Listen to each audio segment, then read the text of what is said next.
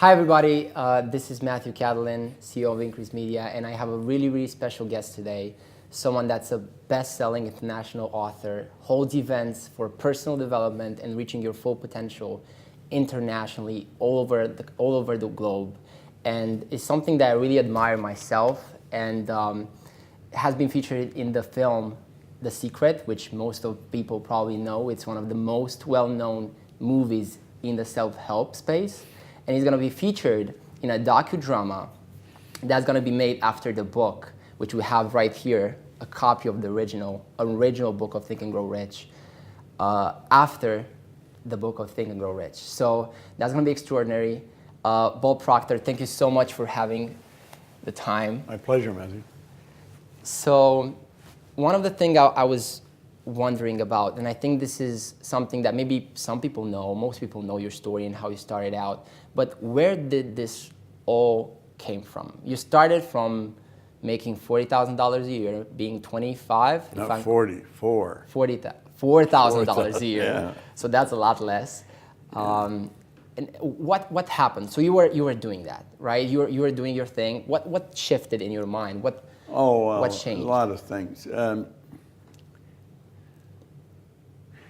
I think I was just waking up in the morning and going through the day and going to bed at night. But I think that's what most people do. And I hadn't gone to school. I only had 2 months high school. I never had a good job. But I couldn't hold a job. I wasn't a good employee. I would just do enough so I wouldn't get fired. But I got fired a lot. And I met a man, and Ray Stanford in Toronto, and I'm from Toronto. And he got talking to me, he said, why don't you change the way you're living? Well, you know, it never entered my mind that I could or that I should. I didn't give any thought to it. And in looking back, I don't think most people do. You know, people that are watching your material or that are familiar with me or my seminars, they're thinking of what they're going to do with their life. But they're in the minority. 90-some% of the population are lost, and I was. I had never done anything of any consequence. I was earning $4,000 a year. I owed $6,000. So, I mean, if I had taken all the money I earned for 18 months and paid debt, I would have just broken even. I was not happy. And he said, why don't you change your results? Well, like I said, it never entered my mind that I could. And then he asked me, do you read anything? And I said, no, I can't read. Now, I could read. I didn't. I think I read about as well as most people. The average person reads at about a grade 7 level. And that's because you learn to read by the time you're in grade 7, and then you never improve upon it. And he gave me this book. And this is the book that's in Think, that Sean used in Think. And the book has fallen apart. I mean, I've been reading this every day for over 55 years. It was 55 years a couple of weeks ago. And everything in my life started to change. Like he said in here, you've got to decide what you want. Well, that never entered my mind, you know. I would wake up and I just wanted to get the debts off my back. I wanted to get through the day. To think that you could sit down and take a pen and write out what you want and then get it, that was the furthest thing from my mind. I mean, I just didn't, that never entered my mind. But that's what he got me to do. And he talked to me for a while. Well, it ended up, I said I wanted $25,000. I mean, that would be like maybe you saying right now you want $1 billion. I mean, it was so far out of my reach that I didn't even know anyone with $25,000. And I didn't believe it. But he said, if you do exactly what I tell you, you can have anything you want. Well, I not only didn't believe it, there was no way I could believe it. But the way he spoke to me, he had such conviction I knew he believed it. At least I believed he believed it. And then he said to me, why don't you do what I'm telling you? He said, your way's not working, mine is. He was happy, healthy, wealthy, and I couldn't even figure out why he was talking to me. And something inside me said, why don't you do what he says? So I thought, I'll try it. He said, give it a try. You've got nothing to lose. And so I said, okay. And that's really where it all started. And he gave me this book. And he said, read this every day. He got me to commit that I'd read it every day. Well, that's a thick book, you know, for a guy that doesn't read. I never read a book in my life. I was 26. And you just trusted him. I started to read it. And he said, do exactly what I'm telling you and do what the book tells you. Well, my whole life changed. Just like that. How long did it took? Not long. What happened was, I carry a goal card. I always have one. And I keep it in a plastic sleeve. And when I touch that, see, when you write your goal, you create a picture in your mind. It's like painting a picture in words. And that picture is impregnated into cells in your brain. Well, when you touch something, your sensory factor touch is affected. It sends a light message through your central nervous system and activates those cells in your brain, so the picture of your goal flashes on the screen of your mind. Well, I didn't know any of this at the time, but he had me write it on a card. So I wrote the goal that I wanted on a card, and I put it in my pocket. And what happened was, I kept reading it. I started to treat it as a joke. But I started to think of earning money. Now you'd think, well, weren't you thinking of that before? No, I wasn't. I would get paid whatever they give me, and I was always in debt. So I was thinking debt. Now I'll tell you one thing I've learned. If your goal is to get out of debt, you'll probably stay in debt forever, because that's what you're thinking about. And I quit thinking of debt and I started to think of earning money. And I heard a guy say, there's good money cleaning floors. So I'm not proud, I'll clean floors. And I remember I had to borrow $980, and that was not an easy thing for me to do. I mean, I wouldn't have lent me money. Nobody wanted to lend me money. But I needed that much to buy a used floor machine and some buckets and mops. And he said something, he says, don't clean floors for somebody else, do them for yourself. So I was doing what they tell me, and that's what I started to do. I got one office to clean, then I got another one, then another one. Then went from there? The first year I earned $175,000. In under 5 years, I was over $1 million. And I was cleaning offices in Toronto, Montreal, Boston, Cleveland, Atlanta, and London, England. I would just go and open offices and hire people to clean floors. All started from a joke, presumed joke. It was, yeah. It's like, I think it's fascinating that even though you don't believe something in that moment, even if you tell yourself a lie so many times, you will start believing it. Well, there's no question about that. If you tell yourself a lie often enough, you're going to start to believe it. And way around 1900, William James said, believe, and your belief will create the fact. It's got to be believed. You've got to believe it. And if there's no belief, it ain't going to happen. See, when you believe it, you're encased in the idea. You fuse with the idea. And that makes all kinds of things happen. In the movie Think, which you're going to be featured in, and which is made by the laws and the principle in this book, there's something that really touched my soul, which is the 3 feet from gold story. which I think a lot of people resonate with, because so many people, I think everybody has goals, everybody has aspirations, everybody wants this and that, but so many people just don't get them immediately and quit. So how do you feel about that? Like, what level of belief do you need to have? You need to like never give up. What do you? I think it goes beyond belief. I think you have to know it. You see, when you believe it, there's no quitting. You never quit. It doesn't matter what happens. You don't quit. Quitting is never an option. The people that quit, they never really bought into the idea in the first place.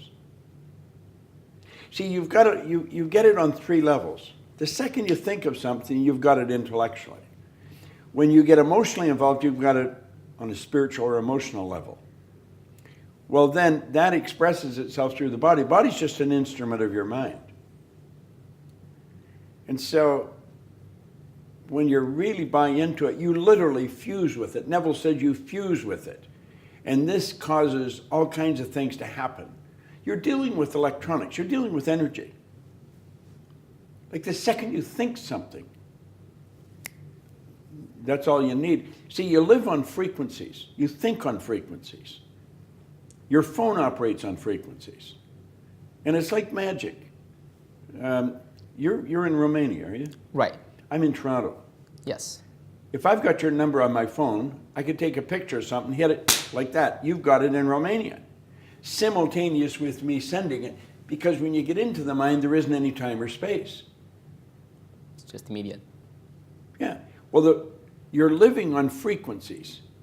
Now, when you think of something, what you've done is you've flipped your brain onto a higher frequency. The very fact you can see it is all the proof you need to know you could get it.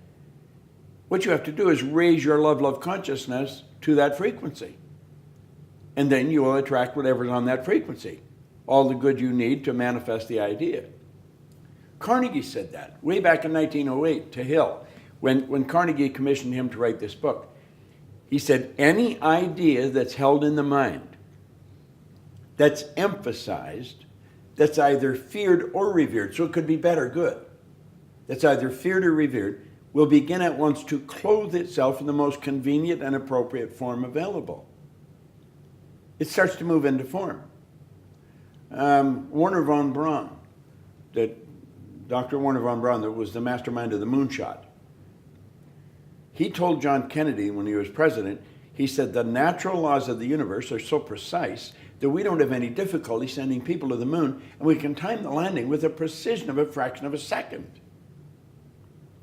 Well, one of the first laws is the perpetual transmutation of energy. Energy is forever moving into form, through form and back into form. Now, what makes you and I unique is we can dictate the form it's going to move into, because we're creative beings. Like all the little creatures on the planet are completely at home in their environment. They blend in. You and I are the only people, or the only creatures on the planet, the human, that is totally disoriented in their environment. And that's because we've been given the mental faculties to create our own environment. I have read somewhere that once you think about something, you visualize it, you create it once, and then it's your job to create it in the real world. That's right. Everything's created twice. So you first create it Yeah. in your mind, and it's already created. Then you have to actually take it from that world in the material world. Like, it took Hill from 1908 to 1937 to come up with this. 29 years. That's a long time. It is a long time. And he worked at it every day. And Carnegie didn't subsidize him, didn't give him any money. But what he gave him connections. The most powerful people on the planet at that time. Yeah. So you obviously did all this. You mastered the power of this, and at least you know you have a level of success that most people would wish for. Most people, I think most people, if they would envision the success that you have at the moment, or that most successful people have, they would say, if I would have that, I would not work again. What makes you get up every morning? Going in your age, right, is not the same as being 25, is not the same as being 30.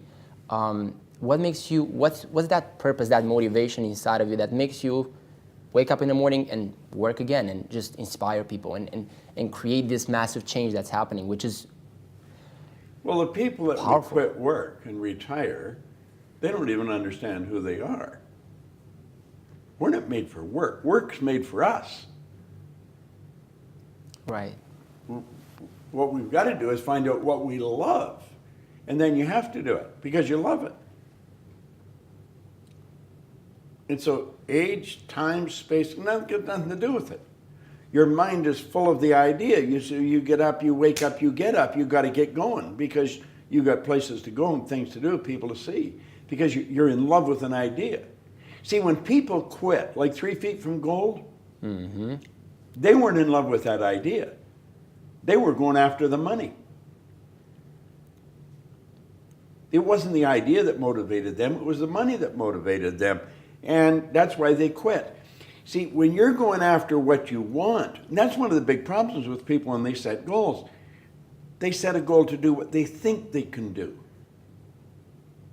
Well, there's no inspiration in that. It's got to be what you want to do. See, wants come from the essence of who we are.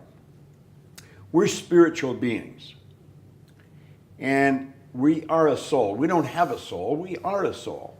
And the soul is forever seeking its awareness of its oneness with that which is, which I call God. Well, spirit's always for expansion and fuller expression. It's never for disintegration. So there's a basic law of the universe. If you're not growing, you're dying. It's create or disintegrate. Nothing stays where it is. We live in an ocean of motion. Entropy. So it's the spirit within. Our spiritual DNA is perfect. There's perfection within every one of us. Well, it's that perfection seeking expression through us. It causes us to want. If you run, you want to run faster. If you jump, you want to jump higher. If you're selling, you want to sell more. Doesn't matter what you're doing, you want to do it better. When people understand where wants come from, that's when their life starts to change, I think. When we're kids, we go to mom or dad and we say, Mom, Dad, I want. And we tell them something, and they're busy doing something. They say, well, how are you going to do that? Well, of course, the kid hasn't got any idea. And because he can't say how he knows, well, so he gives it up. And that's why when people grow up, when they want something, if they don't know how to do it, they let it go. They've been doing it since they were little kids. They were directed to let it go. There's no money. We don't know how to do it. We don't know the right people. So we let it go. So we don't go after what we want. Most people set goals to do what they think they can do. There's no inspiration in it. That's why 90% of them set a target and they quit. They set a target and quit. When you're going after your heart's desire, you don't quit. And then why most people don't get what they want out of life? Is it... Well, they don't know what they want. That's right. You see, I got this, and then I got Earl Nightingale's condensed narration of this on a long playing record. And I'd listen to that record over and over and over again. One day, I was in the business, in the cleaning business. I had salespeople. And I had them listen to this record. Every morning we listened to this record. And one day I said, you know, I'd love to meet him. And I didn't know who Earl Nightingale was. He was a voice on a record. That was it. I didn't even know where he lived. And a young guy that worked with me, he said, no, you wouldn't. He said, if you wanted to meet him, you'd go and meet him. I thought, damn, he's right. So I phoned, and I got an appointment with him. Now, at the time, he was the most listened to man in the history of the broadcasting industry. He was a radio broadcaster. And not an easy guy to get to, but I got to meet with him for an hour. I flew to Chicago. I spent an hour with him. And when I was leaving, I said, Earl, what's the big deal? You know, I mean, what's it all about? He said, there's no big deal. He said, It's very simple. He says, simply decide what you love to do and then dedicate your life to it. He says, the problem with most people, they don't know what they love to do. They never take the time to sit and ask themselves. What they're doing is trying to, I think I can earn good money here, I could do it. Good. You know, it's where can they earn some money? It's not what they love to do. Well, I was sitting there. Now, I had offices all over the place. I had a lot of people. I was earning a lot of money. And I got excited because I knew exactly what I wanted to do. I wanted to do what he was doing. And I made up my mind sitting in his office. That'd be somewhere around 1965. That I was going to go back and I was going to work with him. And in 1968, I moved to Chicago. I left my own company. I moved to Chicago and I started to work with him. Why? Because I wanted to. I had to move my whole family. I had to get a green card. I had to move my whole family to Chicago from Toronto. But I got a double benefit out of it because I got to work with his partner too, Lloyd Conant. Lloyd Conant was a giant of a man. What a great guy. And he and Earl both mentored me. See, any success I've had because I've got great mentors. And I'm a good student. Now, until I was 26, I was a terrible student. When I picked up this book, I became a great student. I've got thousands of books. I have an office at home in my home. It's got a couple of thousand books in it, and then I built a studio, and I've got a couple of thousand books in the studio. And I love reading. But the success that I've enjoyed is because of the mentors or the coaches I've had. I would do exactly what they tell me. And if I coach somebody today and they don't do exactly what I tell them, I don't coach them anymore. Just like that, it's all over. It's not ready. Well, it's not that only that they're not ready, but if I'm going to coach somebody and they're not doing what I tell them, I'm wasting my time and theirs too. Now, if they want to waste their time, that's their prerogative. I'm not going to waste mine. That's powerful. And what happened after? So you went and worked with Earl. After creating your businesses. There was more to it than that. I was living in England, and I was earning all kinds of money. But I didn't know why. I didn't know how it happened. I'd been raised to believe if you're going to earn a lot of money, you're going to be really smart. Well, I didn't think I was really smart. In fact, I knew I wasn't. But I was earning a lot of money. I was raised to believe if you don't go to school, you can't get a good job. I hadn't gone to school. I didn't have a good job. I owned the whole company. So then I started to think, I wonder how many things I believe are not true. Now, I was doing very well, but I didn't know why I was doing very well. I was what you call an unconscious competent. And you know, that's where most successful people are.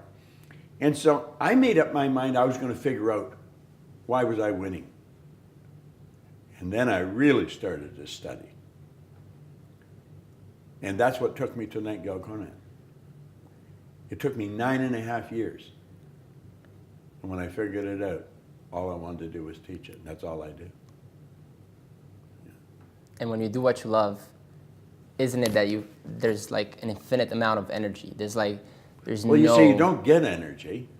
All the energy there ever was or ever will be is omnipresent. It's evenly present in all places at the same time. You don't get energy, you release energy. You're just an instrument that energy flows through. Desire is the triggering mechanism that releases the energy. When you've got the desire, you've got the energy. If you haven't got any desire, you haven't got the energy. So you're just blocking it. Well, yeah, exactly. That's exactly what you're doing. See, you're a channel that it flows through. And when there's no desire, you're just a wall. That's all. Blocks everything. So powerful. So you're saying you've been reading this for the last 50 years? I'm in my 56th year. And now there's going to be a whole movie made about it. It's going to probably touch millions and millions and maybe even like the whole planet, because it's going to go worldwide, internationally. You said that you're reading this every day. What are some other things, other rituals, other habits that you have made for yourself and that make you what you are today and keep you? Well, there's not that many.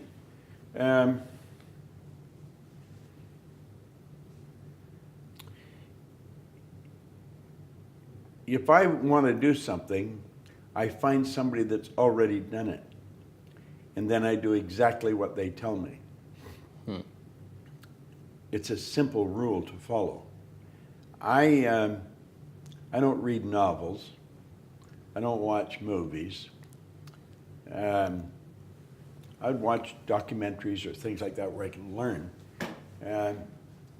I'm only interested in studying something that can cause me to become more of what I'm capable of being.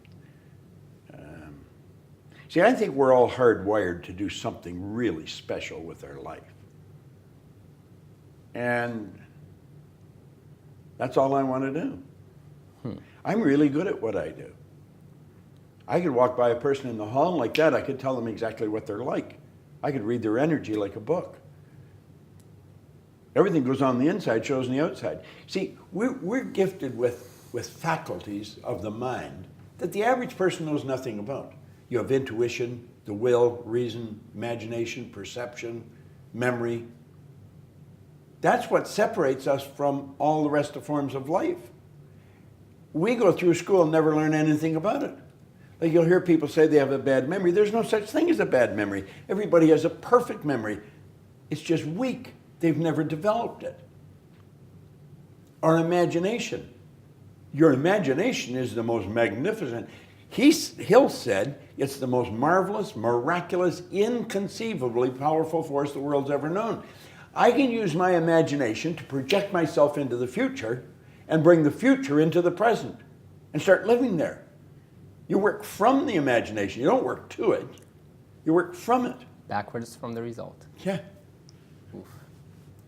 So you're basically saying that because what I see happening, I mean, I meet a lot of people and I see a lot of limitations and a lot of limiting beliefs, as you may call them. And one of them is, oh, these people that are having success, they have something. They're special. They have this or they have that, or they had money, or they had a good family, or they had good environmental factors, or whatever they may say. And what you're basically saying denies all of that. Like, how do you make those people, which is most people, get rid of those limiting things that they have? Oh, I cannot do that. I have a bad memory. Or... No, they're the only one that can do it. Nobody can do it for them. Nobody can do it for you. Nobody can do it for me. You got to do it for yourself. You've got to wake up.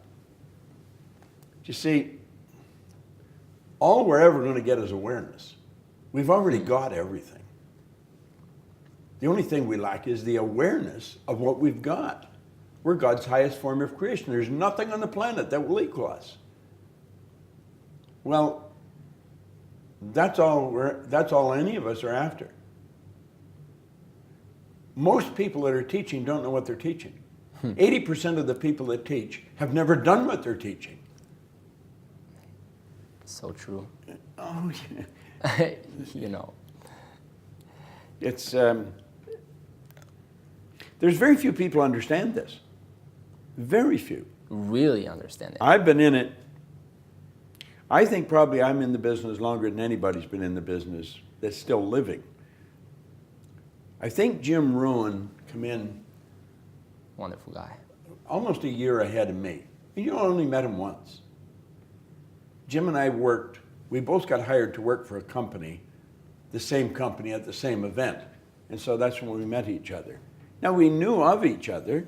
I think we respected each other. But we're like thieves in the night. We're always traveling somewhere, going somewhere to do something. Jim knew what he was doing. Most people in this business, I don't think really know what they're doing. There's a few that do, but most don't. Like I think Jack Canfield does. I think Mark Victor does, you know. Jim certainly did. Probably like under 3%. The rest are Yeah. just like just following Yeah. the trend, following what they think they should be, Yeah. not what they really are. So let's just say I'm someone at home watching this, and I have a goal. I want to, maybe I don't want to make $1 billion. I just want to make sustainable income for my family, $120,000 a year. Let me digress for a second, then I'll Yes. come back to your question. You just said something interesting. I don't want $1 billion, I just want... I have worked all over the world. I mean, all Right. over Asia, China, South America, North America, Europe. And I'm always asking people, what do you really want? And I have found most people don't want to be really wealthy. What they do want is they don't want to have any financial concerns. If they want to buy a new suit, they can go and get one. If they want to take a trip, they can take the trip.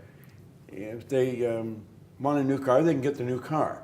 They don't want to just run out and spend or buy. They don't want to have any financial concerns. 2, they want to wake up in the morning excited about how they're going to spend their day. Oof. And the 3rd, they want to mix with people who are upbeat and creatively productive. Those are the 3 things that people really want. So in answer to your question, if somebody's watching, what's the first thing they should do? Well, the first thing they should do is understand why we have goals. Not just to set a goal, because most people don't set goals right. They're operating with a limited level of consciousness, so they're thinking, if I could get a little more money, and if I could get him to help me and her to help me, and this happened, then I could do this. Maybe this is get a new car. What we've got to understand is we're trading our life for our goals. Literally trading our life. Would you trade your life for a car or a house? I don't think so. So it's got to be something really meaningful. And we're not taught to think this way. We should sit down and don't give any thought to where the money's going to come from, where the help's going to come from. It's what do you really want? Like Ed Hillary was a beekeeper in Auckland. That story. He wanted to climb Mount Everest. It had never been done. People died trying to do it. He went in 51 and failed. He went back in 52 and failed. In 1953, he stood on top of the mountain with Tenzing Norgay. But he didn't know how to get there until after he had got there. Edison didn't know how to illuminate the world until after he had done it. The Wright brothers were bicycle mechanics in Dayton, Ohio. No one believed you could fly. They had been trying it for years. But they saw it. But they wanted to do it. They didn't know how, and they couldn't tell you until after they had done it. Now, the first flight only lasted 12 seconds. And the naysayer said, yeah, but they only were up there for 12 seconds. They said, we not only got up there, we kept the damn thing up there for 12 seconds. So when a person sets a goal, they've got to say, what could I want? If I just let my mind just wander, use my imagination, how do I really want to live? That's what they should be doing. That's where it should start. And then don't listen to anyone that tells them they can't. Go to someone who has done something and ask them, what should I do? And then do exactly what the person tells them. Simple formula. It's not very difficult. If it had been difficult, I wouldn't have figured it out. Then what's stopping people? Ignorance. Ignorance. That's all the problems in the world come from ignorance. That's the purpose of life, to overcome ignorance, develop awareness. The only way to overcome ignorance is through knowledge. And the only way to get the knowledge is to study. Most people, they finish school, close the book, say, that's over. I'm never going to open another book as long as I live. they're screwed. It's all over. So that's powerful. That's really powerful.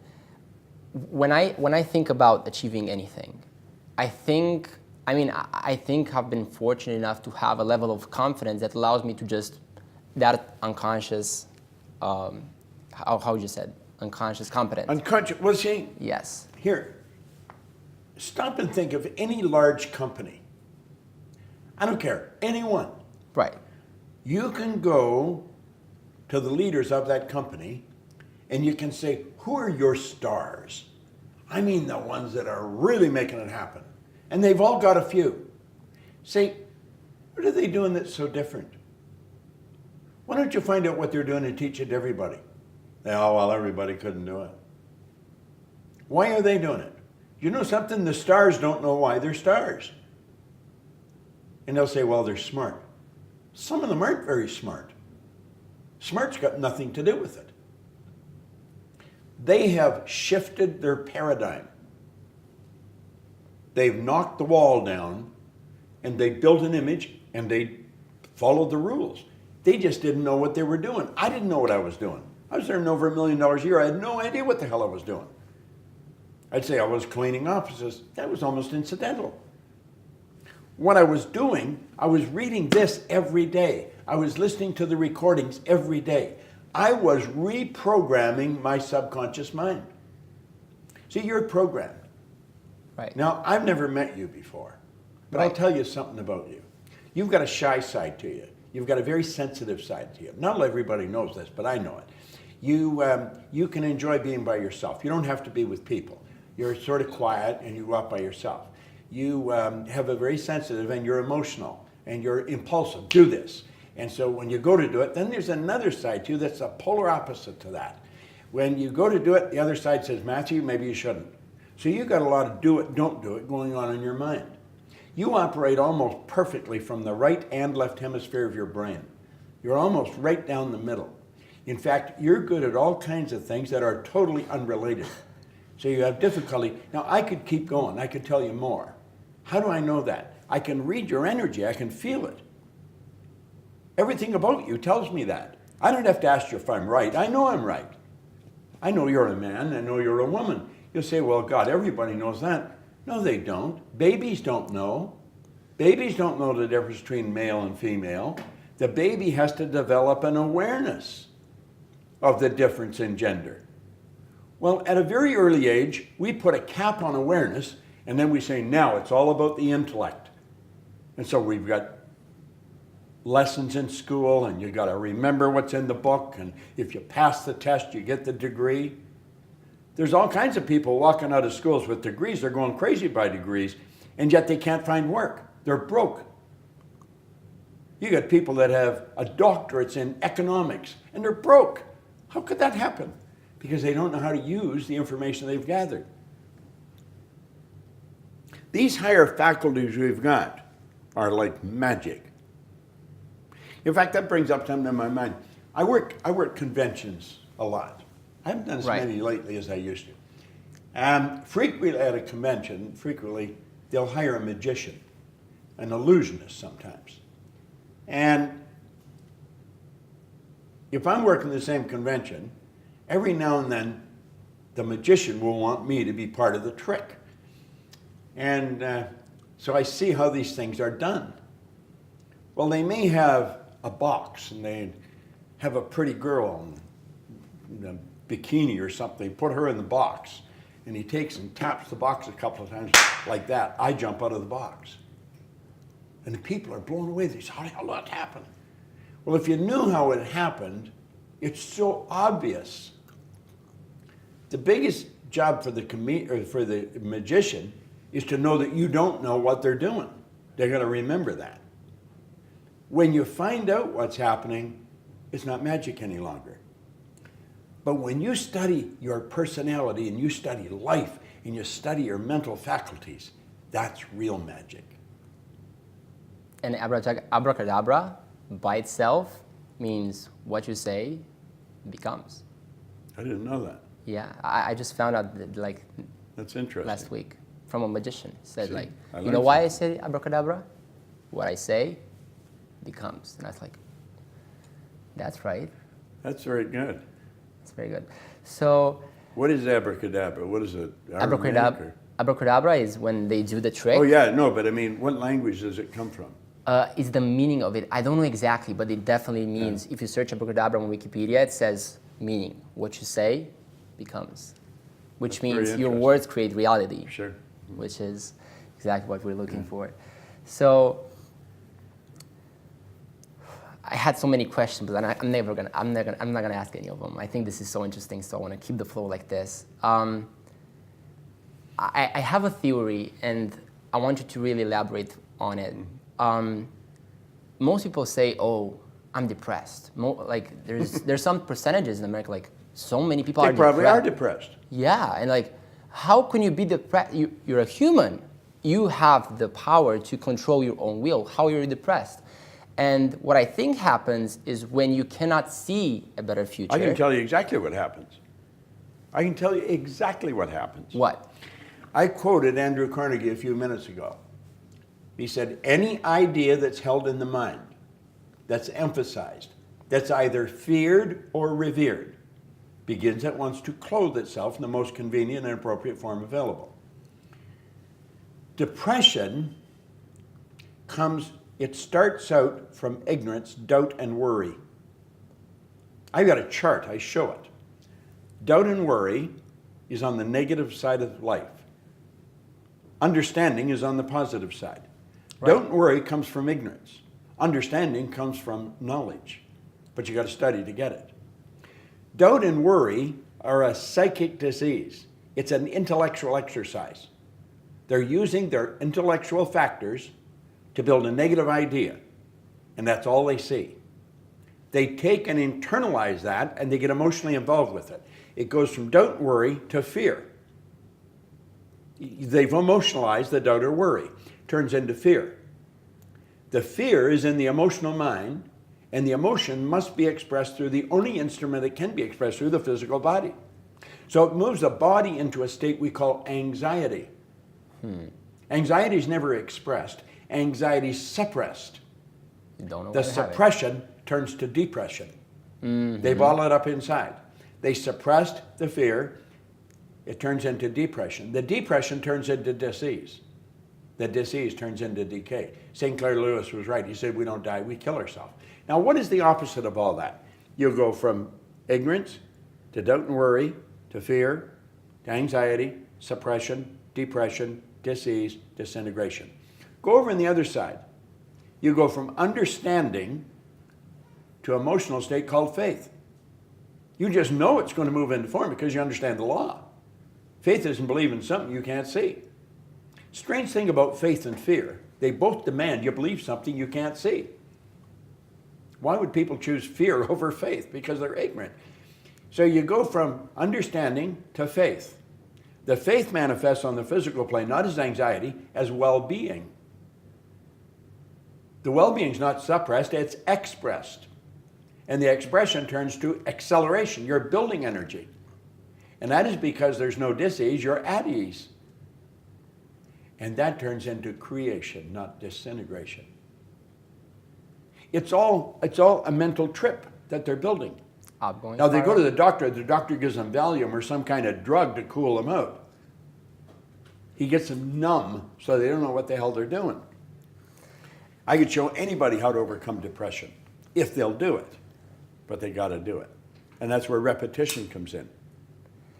I heard a beautiful story about how we're always treating the effect, and now we're not reinforcing the cause and what makes stuff happening. And there was this beautiful story about if you have a cocoon in which inside there's an animal that wants to get out of it, right? What people do is like, oh, this thing, it's hurting, it's trying to get out, give him Valium, basically what we're doing with humans. So if you would do that, you would not only hurt the living thing, but you will also stop the growing process. Yeah. So I think you probably have a better version of this, but so many people look at adversity Like it's, oh, adversity, go away, repression, fear, all this stuff. When it's something good, makes you grow, makes you become someone better. Well, like he says, in every adversity has within it the key to something great. Problems are nothing but opportunities. You just got to look at it, figure, I'm going to figure this out, you know. They're not bad things, they're good things. See, pardon me, we're conditioned, first of all. If you stop and think, where do we come from? There's a little particle of energy from mom, a little particle of energy from dad. That's the moment of conception. And then an attractive force is set up. All of mom's DNA and all of dad's DNA, all their belief is locked up in those cells. All their conditioning. 280 days later, you make your debut on the planet. You're born. Then, and your subconscious mind is wide open, it's like that glass. You can put anything in there you want. The subconscious has no ability to reject. It is amoral, it is totally deductive. It can only accept, it cannot reject. So then the baby is surrounded by the people that's in that environment. If you took a baby out of Serbia, somewhere here just outside of Belgrade, sure, and you take that baby to the suburbs of Beijing, or maybe New York, that baby will grow up fluent in Chinese or English and have no knowledge of the Serbian language. And yet it was born to Serbian parents. The environment. It's what creates. It has a greater influence than genetics. However, you look like your relatives because of the genetic conditioning, and then on top of that, you've got the environmental conditioning. Well, all that conditioning is repetition in your subconscious mind. It forms something we call a paradigm. A paradigm is nothing but a mass of habits or a mass of ideas that express themselves automatically without any conscious thought. And that paradigm keeps us going. It's in our subconscious mind. We gather information in our conscious mind, but it's the subconscious that moves the body. And if we don't change that paradigm, nothing happens. That's what I did when I got into this book. It was the repetition of information that was totally foreign to me. It was totally foreign to anything I had ever heard. And as I started to listen to it on recordings, I couldn't stop listening to the record. I had never heard anybody talk like that. I thought, wow, anybody can have anything they want. What if that's true? Well, I found out it was true. That's the way we live. And I think, the reason I'm doing this interview in the first place is because the people that are ignorant and that they say, oh, that couldn't be done, or it's not possible for me, or he's special, or I cannot do it. Like, how can you see Bob Proctor right now on video, see where he was, what he did, and where he's at right now, and still not be moved by it? I think that's the power of it. You know, when I was given this book, you would never have hired me to do anything. I was losing. Right. On the 14th of this month, I'm being recognized in Carnegie Hall in New York. Congratulations. Well, but there's such a difference in the two situations. So totally different. You think, how does that happen? It's in here. You say you're putting this on YouTube or Facebook or something? If a person will watch this every day, the whole thing, not just a little bit of it, not just a little part that really got them interested, but if they got up an hour early every morning and watched this every morning, and they did that for an entire year, I guarantee you they would double their income. And I don't even care what they're earning. I could show anyone how to turn their annual income to a monthly income. I can show anyone how to become a millionaire. But they got to do exactly what I'm telling them. And people say, well, that doesn't make any sense to watch it every day. Not according to the consciousness that you're operating with, but if you're operating with my consciousness, it would make a hell of a lot of sense. I get up 5:15 every morning. and I study. So if a person said, I'm going to get up an hour early, that's 1 hour every day. That's 9 40-hour weeks in a year. So you'd be studying what we're talking about, concentrated study for 9 40-hour weeks in a year. Their life would just totally change. Just to prove that point, when I was 15, I didn't read anything to that point. And somehow I got a video of you showing subconscious mind, conscious mind, how things go in and how things work. And I was like, wow, that's interesting. I started being curious. So from that point, I was like, this doesn't make any sense. I'm gonna trust the process. Let's give it a try. For 1 year, I woke up 1 hour earlier and read, which would make no sense to me at that time because I was going to school, like I was taking away from my sleep, and I just read like I think 100 books that year, and now I have my own agency. I couldn't be more happier about what I'm doing, and people are fascinated by it. But to me, it makes no sense why you shouldn't be. So it's just like what you just said, I did. And in other words, because what I convinced in my mind was like, I may not believe in it right now. I'm just gonna trust it. You're doing something else that you probably wouldn't talk about, but I know you're doing it. When I was talking to Scott, he told me that you were really good at what you do, and you were promoting Think, and you weren't getting paid. I'm not. Well, you know, that's interesting. He said, if you're not willing to do more than you're being paid for, you'll never be paid for more than you're doing. Giving is one of the laws of the universe. You've got to willingly give and graciously receive. And if you have to think before you give, you're trading, you're not giving. That was probably one of the best investments you've ever made. First of all, you're dealing with one heck of a good crew. Oof. With Scott and Sean. I mean, those guys, amazing people. They're class. They are really class act. And you're going to make connections through that and it feels natural couldn't to buy. me. Well, that's why it is natural. That's why you're doing it. And I think when I started the agency I have right now, I have a media digital agency.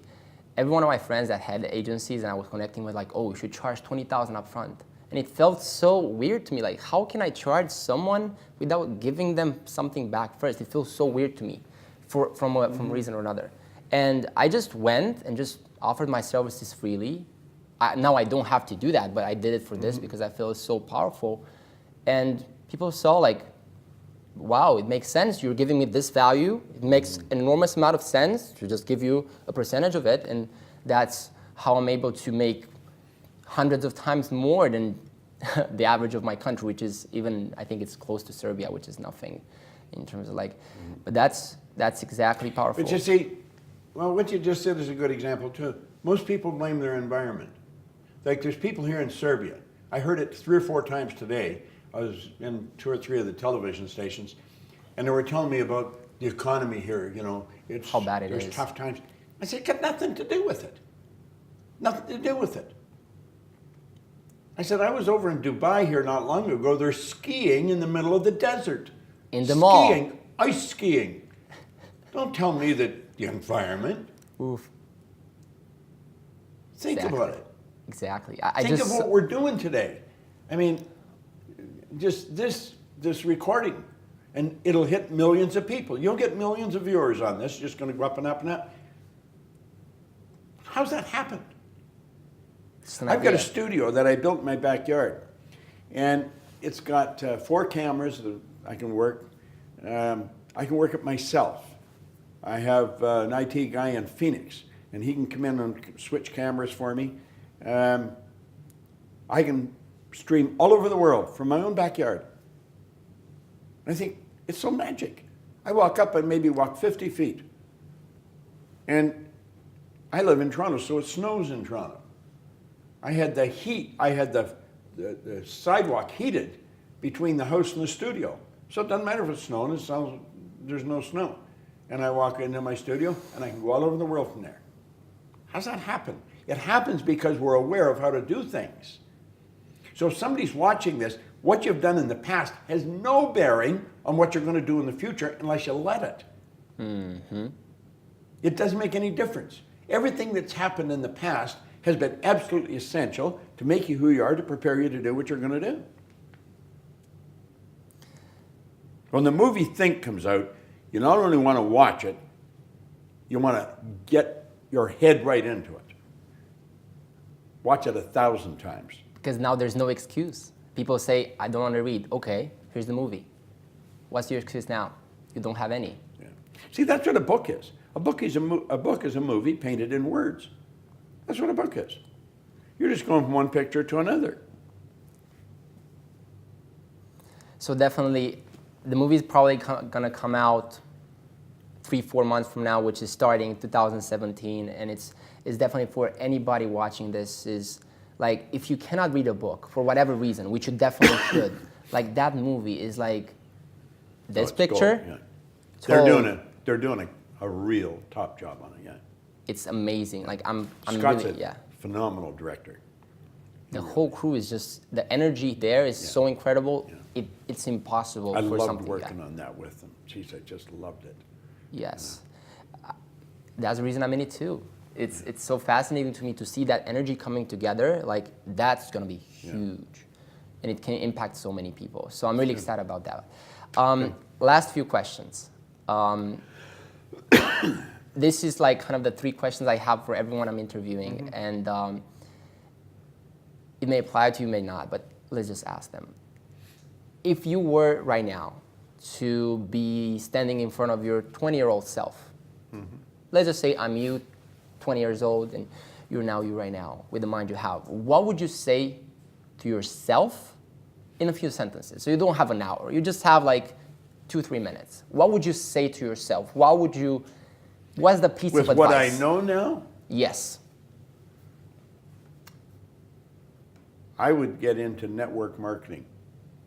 I've never been in it, but I do a lot of work around it.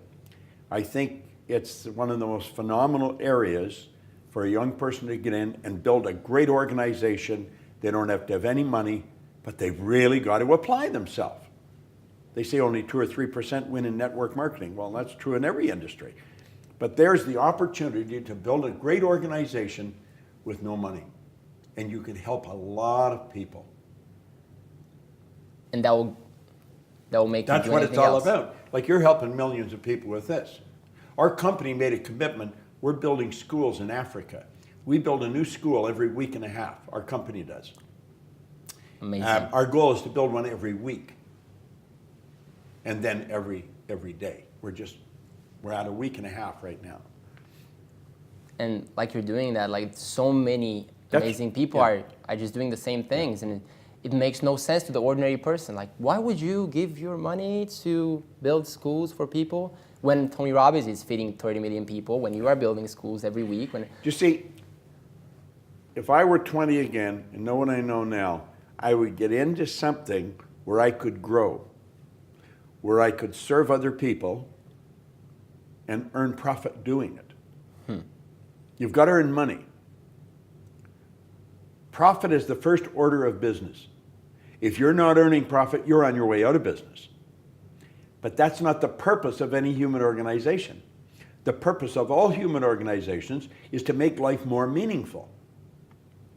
So you got to earn a profit to keep the company growing. But the purpose is to make life more meaningful. If we take all the people out of this building, you don't have a hotel any longer. You've just got a building full of stuff. The hotel is the people, the employees. That's what I would do. Powerful. Okay. This one is I always get fascinating answers on. Do you have any regrets for your life? No, absolutely not. I'll tell you, I probably would have said yes 15, 20 years ago. Then what happened? I was watching Johnny Carson's show, The Late Show, and Johnny Carson wasn't there. George Carlin, the comedian, was sitting in for him. And they're both dead now. Vincent Price, a movie actor, was a guest. He's gone too. But Vincent Price had just shot a pilot. And of course they told the public on television it's a new series. Well, it wasn't a new series at all. They were hoping it would turn into a new series. They shot a pilot, and if they got good ratings, then they'd shoot a dozen more of them. Right. And so after they went through the small talk, Carlin says to him, well, tell me, Vincent, tell me about your new series. And Vincent says, oh, I think everybody's going to love it. He said, it's about a train, and it's like a magic train. Is you can buy a ticket to go back in your life. I would pay for that. Any point you want to start over. And he said, when you get there, I'm the conductor on the train. I stop the train, I let you off. And he said, I think everybody'd like to go back and start over at some point, don't you think so? I thought, yeah, I could think of a couple of things where I could have started over. And George Carlin said, no, I don't think so. He said, if I went back and changed anything that had happened in my life, I wouldn't be me. And I like me.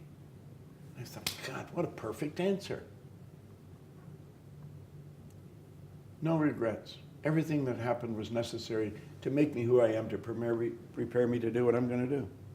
And you see, the crazy part about it, none of us know what we're going to do. We think we know. Right. We got a track, but things happen. Because people have regrets. I mean, if you want to go to nursing home and just feel that for a minute, if you look in through their eyes, you can see there's regret. Well, most people do, but most people don't do anything. You see, I often say, how do you do something? well, there's where the goals come in. That's where the purpose for life comes in. You got to have a main purpose. You got to have a purpose for life. And you've got to have meaningful goals. They've got to be meaningful. You're trading your life for it. Like I often say in a seminar, I want you to imagine you're at the end of the road. And you know you're at the end of the road. Your body's so weak, they've got you tied in a wheelchair. Or they've got you in a crib bed so you don't fall out, kill yourself. Right. Just imagine, all you can do is relive your life. I want you to imagine you're there and you go back and think, God, I wonder if we had moved there, what would have happened? If we had started that company, remember we were going to sell the house and start that company. If we had done this, I wonder what would have happened. And then, God, if I could only do it over again. I said, wouldn't that be terrible? Spend the last days of your life like that? Wouldn't it be better if you look back and say, wow, what a trip. God, I remember we did that. Remember, we blew our brains out on that. We lost everything we had. But you know, when you lose it big enough, it can be exhilarating. And then we did this. And what you're doing is laying there and you're reliving your whole life. And that's the goal. Got to have the goal.